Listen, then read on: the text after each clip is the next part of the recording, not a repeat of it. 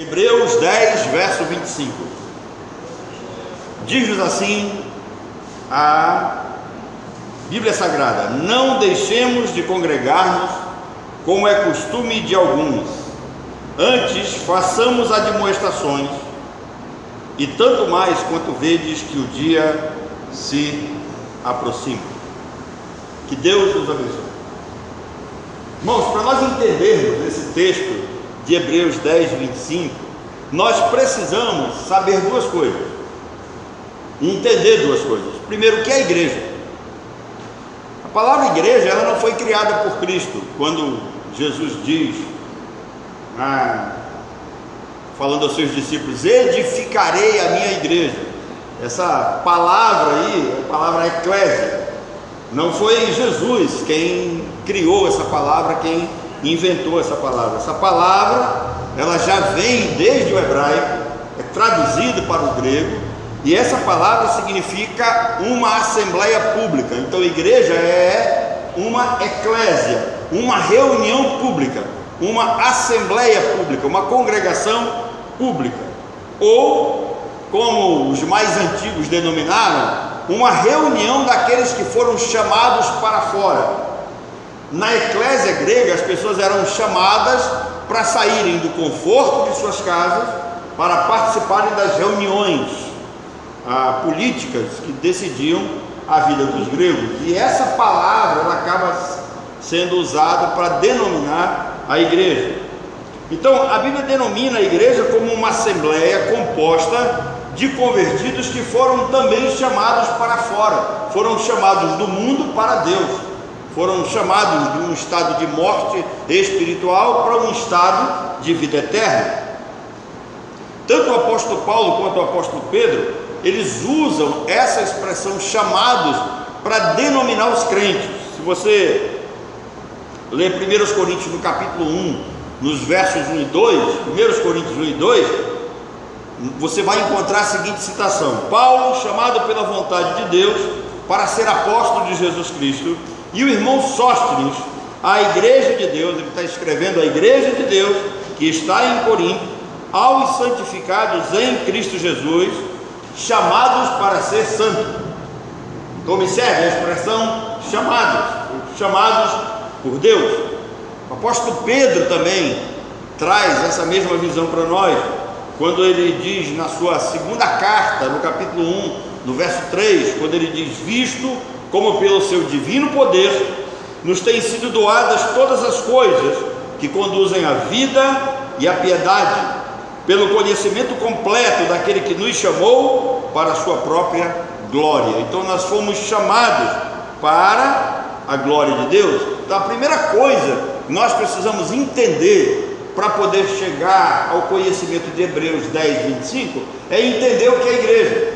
Então a igreja é esse grupo de crentes, de santos, que foram chamados do mundo para Deus, foram chamados de um estado de morte espiritual, de condenação eterna, para a vida e a salvação eterna. Essa igreja, ela foi eleita em Cristo Jesus, e eles foram chamados do mundo para Deus. Essa é a primeira coisa, uma eclésia.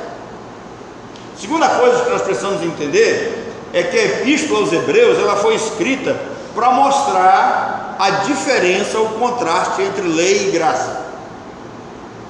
Quando o escritor dessa carta usa toda aquela linguagem do Antigo Testamento, falando sobre sacerdócio, falando sobre sangue, falando sobre sacrifício, falando sobre oferta, ele estava se dirigindo a uma comunidade judaica de cristãos e que estavam dispersos, distantes da sua terra, alguns com dificuldade de se congregar, de se reunir, de se ajuntar para culto. Então o autor dessa carta tem essa ideia, ele está escrevendo para esses crentes. Com certeza havia alguns crentes imaturos, gente assim muito jovem, e que precisava entender o sentido dessa carta. Então o autor faz esse contraste: olha, lei era antigamente, graça agora. O que era lei? O que é graça? Como procedia a lei? Como procede a graça? Qual seria o resultado da lei? Qual o resultado da graça? Quando nós abrimos essa carta, logo de imediato, no capítulo 1, no verso 1, nós vamos encontrar a seguinte citação: havendo Deus outrora falado muitas vezes e de muitas maneiras aos pais pelos profetas, nesses últimos dias nos falou pelo Filho, a quem constituiu herdeiro de todas as coisas, pelo qual também fez o universo. Preste atenção, o texto diz que no período da lei, Deus falava através dos profetas. Na graça, Deus falou através do Filho. Na lei, Deus falou de muitas maneiras. Na graça, falou apenas através do Filho. Observem o verbo falar, que está no passado. Deus não fala mais como falou antigamente. Não há uma nova revelação. Quando vocês encontrarem por aí alguém dizendo que recebeu uma revelação, Deus me falou, eu vi isso, eu vi aquilo outro, não acreditem, porque a carta aos Hebreus, ela foi escrita justamente para os crentes já da dispersão, muito tempo depois já do escrito dos evangelhos, e o texto aqui diz, havendo Deus outrora falado, falou, não fala mais, nesses últimos dias. O que eles entendiam como os últimos dias? Os últimos dias eram os dias do nosso Senhor Jesus Cristo. Então, no período em que Jesus estava, você não encontra nenhuma outra revelação, nenhuma outra palavra a não ser a de Cristo.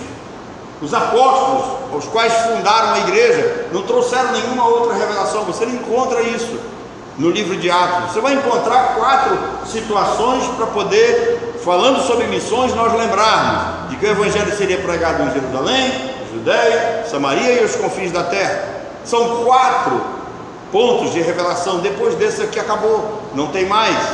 A própria igreja aos Coríntios, que tinha um problema sério com a questão das línguas, no capítulo 18 Paulo chega lá, os irmãos são convertidos e não tem sinal nenhum lá, e eles receberam o mesmo Espírito que os irmãos lá de Atos capítulo 2.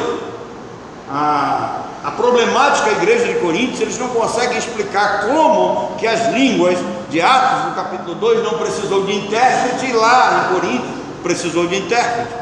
O que Paulo estava fazendo? Na nossa linguagem teológica, Paulo faz uma abordagem. Ele está chamando a atenção para esses irmãos de que aquilo que estava acontecendo em Corinto não era algo do Espírito Santo. Afinal de contas, o apóstolo Paulo inicia a carta aos Coríntios chamando esses irmãos de santos, chamando esses irmãos de maduros, chamando eles de profetas, de gente que tinha visões e revelação. Não, o apóstolo Paulo diz no capítulo 3 que eles eram carnais. Aquilo que eles estavam praticando, estavam fazendo na carne. Isso precisava ser corrigido. Então Paulo faz essa abordagem, escreve a carta aos Coríntios para corrigir problemas que estavam acontecendo na igreja aos Coríntios. E quando o apóstolo Paulo diz assim, olha, é necessário que haja intérprete, o que ele está querendo dizer? Ele está querendo colocar isso fora de uso, porque não tinha quem interpretasse realmente. Aquilo que eles estavam falando não cabia interpretação, não tinha como se interpretar espiritualmente. Então aquilo foi caindo no desuso. Na segunda carta aos Coríntios você não vê mais esse problema, desapareceu. Por quê? Porque os coríntios atingiram a maturidade, e Paulo disse, olha, vocês são meninos, vocês são crianças em Cristo, vocês precisam aprender. Então precisamos entender essa questão. Havendo Deus outrora falado, falou muitas vezes e muitas maneiras. Nos nossos dias não fala mais muitas vezes, nem de muitas maneiras. Ele fala uma e exclusivamente através da palavra, da qual aqui é feita referência em Jesus Cristo. Então não há profecias, não há sonhos, não há visões. Deus deixa isso muito claro. No capítulo 2, no verso 17, nós vamos encontrar a seguinte citação: por isso mesmo convinha que em todas as coisas se tornasse semelhante aos irmãos. Ele está falando de Jesus, para ser misericordioso e fiel sumo sacerdote nas coisas referentes a Deus, e para fazer propiciação pelos pecados do povo. Preste atenção, mais uma vez aparece aqui o contraste entre lei e graça.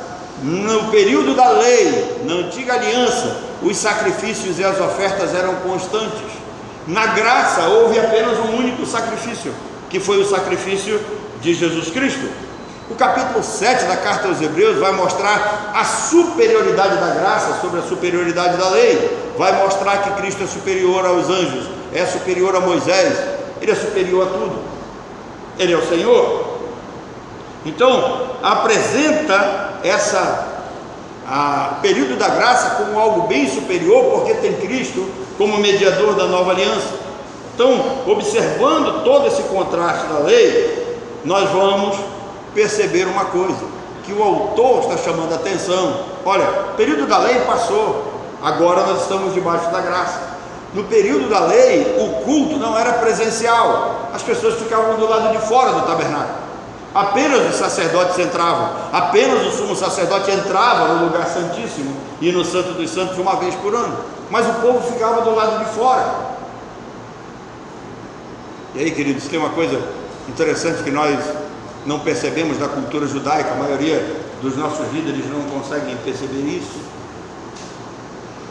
O tabernáculo, ele tinha umas cortinas espessas de linho, então quem estava de dentro não poderia ver o que estava lá fora, quem estava fora não poderia ver o que estava acontecendo lá dentro. E quando Cristo morreu, o que foi que aconteceu? Os véus que rasgaram. Se nós olharmos para a cultura, aquelas cortinas simbolizavam Deus rasgando as suas vestes pela morte do seu filho.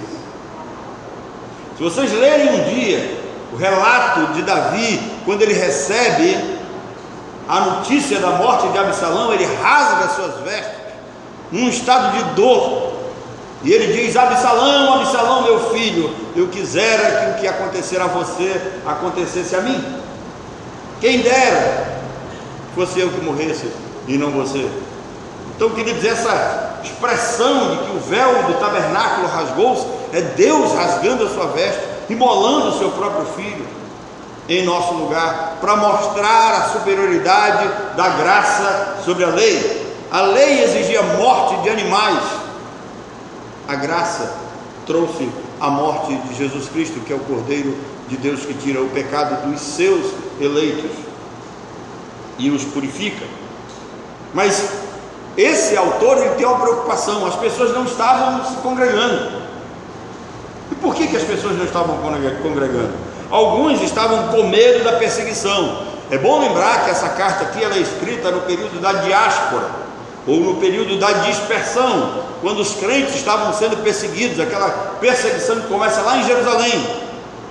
Atos capítulo 4 vai mostrar o auge dessa perseguição. E esses judeus cristãos, eles foram espalhados pelo mundo, e essa carta é direcionada a esses crentes.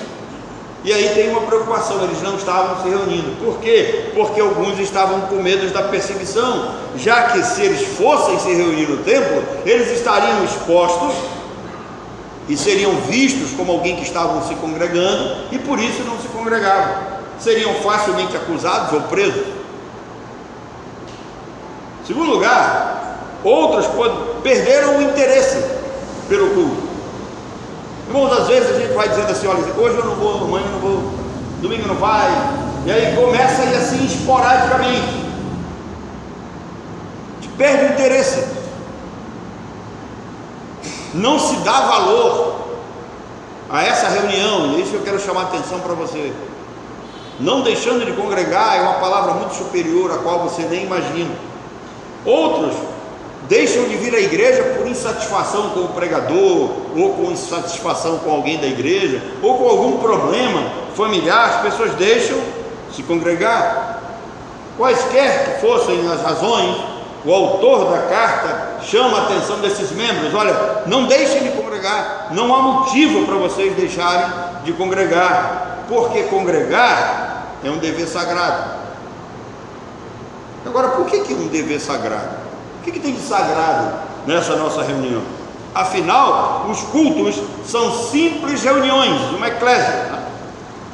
E que tudo que se faz aqui pode ser feito em outro lugar, certo? Errado. Isaías 56, versículo 7 vai dizer que não. Isaías 56, verso 7, Deus estabelece para o seu povo que aquilo que eles deveriam praticar em termos de culto deveria ser realizado e apresentado aqui. Irmãos, Deus é um Deus que se relaciona com o seu povo em templos. Primeira coisa que ele faz quando ele tira o povo de Israel do Egito e leva para o deserto, ele manda construir um templo, uma tenda móvel, chamada tabernáculo, para que o povo se reunisse. Quantas vezes o templo foi destruído em Jerusalém, foi reconstruído? Observem que Davi, ele tem essa percepção de que Deus se reúne no templo, de que Deus se apresenta no templo, e ele diz: eu vou fazer um templo suntuoso, belíssimo, digno do Senhor. Eu vou fazer com o meu ouro, com a minha prata, com a minha riqueza. E Deus disse: não, você não vai fazer. E aí Deus diz: por quê? Você não vai fazer. O Davi pergunta: por que eu não posso fazer? Deus diz: tem sangue nas suas mãos. Mas a primeira coisa que Deus olha para nós quando nós entramos nesse lugar são nossas mãos. Ele não olha para a nossa intenção, mas Ele olha para as nossas mãos. Tudo que nós queremos eternizar no mundo espiritual, nós usamos as mãos. De todas aquelas marcas que Jesus sofreu, as marcas mais importantes são as marcas das suas mãos, as marcas dos pregos. Então, quando o povo estava se levantando contra Deus no deserto, ele disse: olha, amanhã eu quero todos vocês diante de mim, mas ninguém vem aqui de mãos vazias. Mãos aqui representam a nossa vida. Nós não podemos entrar vazios aqui. Algumas pessoas têm uma ideia tão errada de culto, que elas pensam que o culto deve agradá-las, e pelo fato do culto agradá-las, elas querem ser alegradas aqui dentro. Esqueceram de um detalhe: alegrei-me quando me disseram. É antes de vir para cá, eu já tenho que chegar aqui alegre. A alegria deve invadir a minha vida pelo simples fato da oportunidade dessa reunião. E por que ela é tão importante? Porque a palavra traduzida aqui por assembleia não é eclésia, é epsinagogue. Interessante que no português você não tem como saber essa diferença. Por quê? Porque no português só vai aparecer a palavra congregar e congregação, congregar e congregação. Aí quando você pega o grego, vai aparecer congregar como eclésia e congregar e congregação como epsinagogue. Qual a diferença das duas? Epsinagogue, ela é diferente de eclésia. Por quê? Porque eclésia pode representar qualquer reunião dentro da igreja. Pode ser uma reunião de senhoras, pode ser uma reunião dos VIPs, pode ser uma reunião de crianças. É uma eclésia. Agora, quando nós nos reunimos para cultuar, nesse momento, nós estamos dentro de uma epsinagogue. Para entendermos essa palavra, epsinagogue, ela é uma palavra composta. É uma palavra composta de duas palavras. Ep significa aquilo que está acima, aquilo que é de cima, aquilo que é do alto. E sunagogue é a palavra que dá origem ao termo com a... Perdi a palavra agora, epsinagogue que dá origem à palavra sinagoga. Então, é uma reunião do alto, mas aqui não é uma reunião igual da sinagoga. Sunagoga significa o quê? Uma congregação de pessoas santificadas, a reunião dos santos. Então, quando os santos se reúnem, se ajuntam para cultuar, nós temos uma reunião de cima, nós temos uma reunião especial, porque aqui se reúne o povo de Deus, que vem aqui habitado pelo Espírito Santo. Não é uma reunião qualquer, querido. Eu não estou vindo a uma sinagoga, estou saindo de casa, eu separo um período do dia de domingo para culto, para adoração. E observem, irmãos, nós temos a semana inteira para gastar conosco, e nós ainda tiramos o domingo, que é do Senhor, para gastar conosco mesmo. Vocês lembram? o que eu já disse para vocês com relação ao cativeiro babilônico, nós não levamos muito isso em consideração. Eu estava lendo um artigo de um casal de missionários na revista Portas Abertas. Eles receberam o chamado de Deus para fazer missões e eles começaram a adiar por causa que a mulher engravidou. E tudo que eles tinham, eles colocavam a culpa no filho. Olha, não pode fazer agora porque o menino é isso, o menino é aquilo e tal. Sabe o que aconteceu? Deus tirou o menino. E hoje eles entendem que foi Deus que tirou o menino, para eles servirem ao Senhor. Então, essa reunião é uma reunião especial. Nós não podemos deixar que nada tire o nosso momento de culto. E aí eu citei para vocês uma época, lembram que Israel passou 70 anos na Babilônia, cativeiro? Sabem por quê? Deus havia dito para eles que eles dariam a cada 7 anos um ano de descanso para a terra, e eles não deram. E Deus esperou. Quando inteirou 70 anos, Deus levou para eles. Eles foram presos, foram parar na Babilônia. E tem um salmo que relata a tristeza deles, longe do templo. Os babilônios diziam assim: cantem louvores para nós. E eles diziam assim: como cantaremos nós em terra estranha, longe de Sião, longe do templo, longe da casa do Senhor? E cada um deles saiu e penduravam suas harpas nos salgueiros. Jesus um dia contou a história de um homem que entra no templo com a mão mirrada, com a mão leprosa, com a mão escondida. Aquele homem, ele sabia que Jesus estaria ali naquele dia, e ele arrisca a sua vida para estar lá, porque se ele fosse descoberto, ele seria morto. Quantas pessoas perdem a oportunidade de vir ao culto? Às vezes nós não vemos ao culto porque chove, às vezes porque está calor demais, às vezes porque nós estamos com uma dorzinha, às vezes aquela doença que entra em nós, né? Às 7 da manhã e sai às 10, entra às 3 e sai às 9 da noite, porque nós ainda não entendemos o que é essa reunião. É uma reunião do alto, é uma reunião de gente santificada, de gente purificada, reunião daqueles que são habitados pelo Espírito Santo. Uma outra palavra, um outro texto que traz a palavra epsinagogue, está em 2 Tessalonicenses 2:1, quando Paulo diz assim, 2 Tessalonicenses 2:1, Paulo diz assim: irmãos, no que diz respeito à vinda de nosso Senhor Jesus Cristo e a nossa reunião com eles, epsinagogue, o nosso encontro com eles. Irmãos, há tanta coisa que nós precisamos aprender. Estou preparando um estudo que eu vou dar na quarta-feira, lá sem ser nessa quarta, na outra quarta, lá no Tabernáculo do Senhor, na Igreja Batista Tabernáculo do Senhor. E aí eu estava comentando alguma coisa com alguns irmãos lá, e muitas coisas passam despercebidas em nós. E às vezes eu fico olhando, algumas pessoas dizem para mim: não, eu já li a Bíblia 3 vezes, mas se não prestou atenção nos detalhes, não adiantou nada. E aí o tema é: por que Davi pegou 5 pedras? E aí teve um que diz assim: não, porque ele era precavido, caso ele errasse uma, ele tinha mais 4.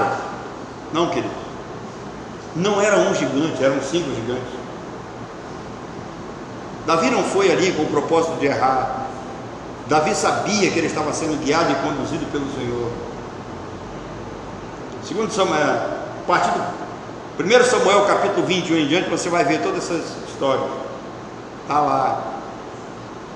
Davi luta com Golias, e Golias tinha 4 irmãos. Um deles era tido como um homem feio, interessante. Samuel relata como um homem feio que tinha 6 dedos. Ele era um filisteu. Os filisteus eram um povo que tinha essa característica. Alguns deles tinham 6 dedos. Irmão de Golias. mais velho, comandava um grupo que vinha da cidade de Ecrom. Então nós não percebemos esses detalhes, e aí a gente somos levados pela classe das criancinhas, como hoje eu vi, né? Maria Rodrigues cantando um corinho que as professoras ensinam para os garotos. Era uma vez um pastorzinho que se chamava Davi. Irmãos, quando Davi enfrentou Golias, ele tinha 25 anos. Com 25 anos. Pequeno, com 25 anos. Um homem que, quando Golias cai no chão, ele tira a espada do Golias, que pesava mais que o Nasa, e ele corta a cabeça do gigante. O que acontece quando ele corta a cabeça do gigante? Os demais fogem com medo do pequenininho. Então, nós precisamos o quê? Entender melhor as coisas de Deus para poder ensiná-las direito. E as nossas crianças, na maioria das igrejas por aí, estão recebendo o quê?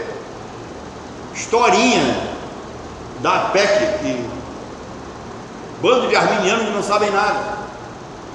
Então, quando Paulo faz citação aqui, quando ele diz a respeito da nossa reunião com ele, eu fiz uma brincadeira, né, com o pessoal hoje. Eu perguntei aqui de alguns: vocês querem passar pela morte ou vocês querem ser arrebatados? Irmãos, a maioria diz: eu quero ser arrebatado. Só que eles esquecem um detalhe: os arrebatados, eles vão ser arrebatados junto com aqueles que morreram. Os que morreram vão ser arrebatados também, do mesmo jeito. Os mortos em Cristo ressuscitarão o quê? Primeiro, e serão arrebatados juntamente com aqueles que estiverem o quê? Vivos. Então, do arrebatamento você vai participar de qualquer jeito. Qual é a vantagem, irmão? A vantagem é que quem morre vai para glória, vai poder ver as coisas lá em cima, vai aprender coisas lá de cima, vai receber uma revelação maior e superior do que essa aqui. Quem for arrebatado não vai ver glória, não vai ver o céu, vai ver apenas o que? A Nova Jerusalém, que vai descer. Falta de conhecimento escatológico, falta de profundidade nas Escrituras. Então, quando Paulo diz, irmãos, com respeito à nossa reunião, à nossa congregação, com respeito ao epsinagogue, ela é uma reunião especial, porque só vai os crentes. Só os crentes serão arrebatados, só os crentes encontrarão com Cristo nos ares, só os crentes voltarão ao lado do Senhor para implantar o reino milenar, para implantar o milênio. E aí, se você quiser uma resposta, um dia alguém perguntar para você qual é a sua posição escatológica, Nazareno, aí você diz: eu sou pré-milenista, pós-tribulacionista. É nesse sentido. A nossa reunião é uma reunião especial. Então, essa palavra no original é epsinagoge. Paulo está falando de uma reunião celestial. A mesma referência que é feita aqui, a nossa reunião é uma reunião celestial, é a reunião dos santos, é a reunião dos crentes. Por isso que Hebreus 10, 25 é extremamente significativo para nós. E as pessoas estavam deixando de se reunir. E o escritor da carta aos Hebreus chama atenção: olha, não deixem de congregar, isso aí não é reunião qualquer não. A igreja do Senhor, Ele morreu por vocês, Ele deu a sua vida, derramou seu sangue. Observem toda a humilhação da Via Cruz. Para quê? Para hoje nós menosprezarmos isso?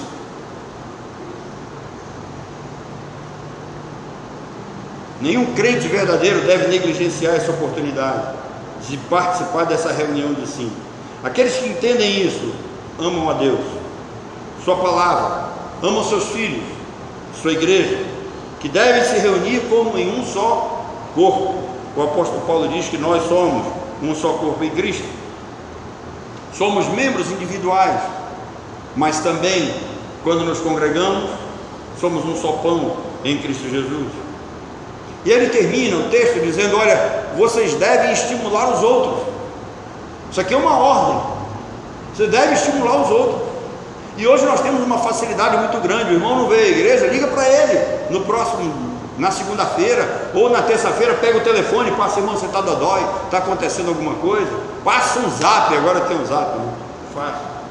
E o que aconteceu? Nós temos o que? Que nos estimular uns aos outros. O dia se aproxima, nós não podemos deixar os irmãos esfriarem, não podemos deixar a poeira sentar. Essa chama tem que estar viva, tem que estar ativa. E aí ele diz: olha, quanto mais vede que os dias difíceis se aproximam. Irmãos, quando eu vejo esses pregadores da prosperidade, esses vendedores de ilusão, eles falam para as pessoas como se a igreja fosse ser vitoriosa nesse mundo.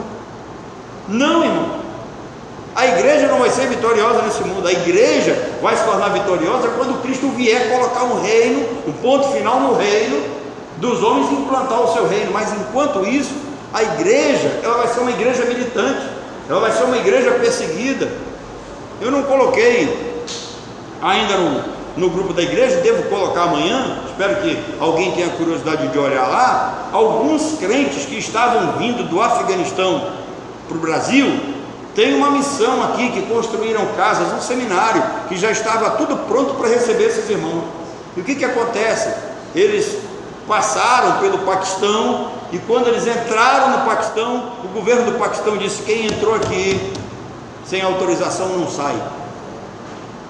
E aí os irmãos aqui dessa missão estão pedindo oração para que Deus libere aqueles irmãos lá, porque está tudo pronto para recebê-los. Alguns deles vão estudar no seminário, e o governo paquistanês acabou prendendo eles. Então a igreja de Cristo, ela é uma igreja perseguida. O mundo nos odeia. Foi o que Cristo disse: o mundo vos odeia. Não pense que você vai chegar nas empresas e você vai dizer assim: eu sou crente, o cara vai lá te dar o cargo de gerente. Não existe isso. Pelo contrário, você vai ser perseguido, vai ser ridicularizado, você vai sofrer os agravos de abrir a boca e dizer que você é crente. Não é tão simples assim. Então ele diz: olha, os dias difíceis se aproximam, é certo que provações virão, não deixem de congregar por medo.